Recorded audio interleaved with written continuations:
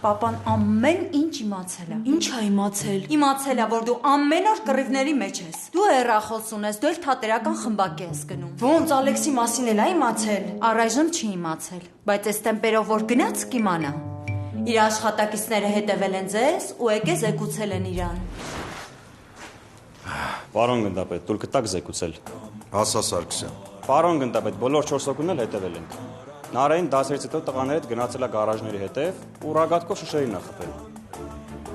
Տոշնի ես եմ, է։ Արփին։ Ճիշտն ասած, Արփին կարիք չի եղել հետևել, որովհետև ինքը ամբողջ օրը ստորիա նկարել։ Ո՞ց թե ստորիա նկարե,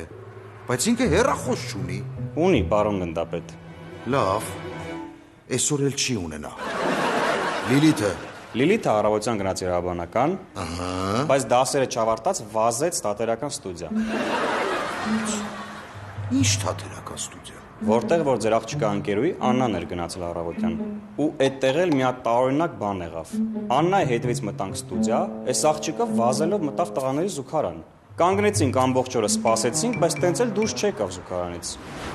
Երեխեք լսեք ինչ եք անում։ Մենք պիտի նենց անենք, որ պապան համոզվի, որ այդ ամեն ինչը սուտ է։ Այսօր իր տեսադաշտից ոչ մի տեղ չեք անհետանում։ Անում եք նենց, ոնց որ ես կասեմ, լավ։ Մամա, բայց այդպես ոնց կլինի։ Ես այսօր ներկայացման եմ Ալեքսի հետ։ Ալեքս, չգիտեմ, Աննային զանգում ես գա։ Բայց ես էլ այսօր ֆան հանդիպման եմ։ Ոչինչ, այդ 4 հոգին կսպասեն։ Մամ, ես այսօր կռիվ ունեմ։